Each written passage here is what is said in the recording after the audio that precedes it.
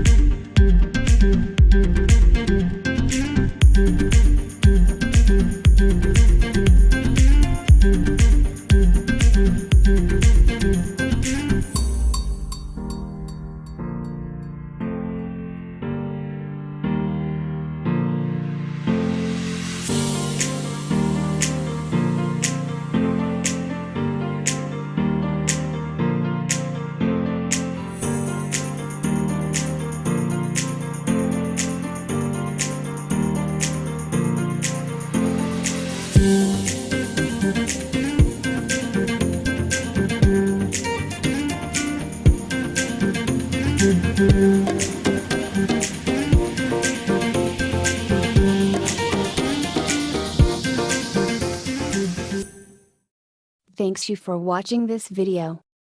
Please like and subscribe and click the bell icon to get new video updates. Other types of videos are available on my channel.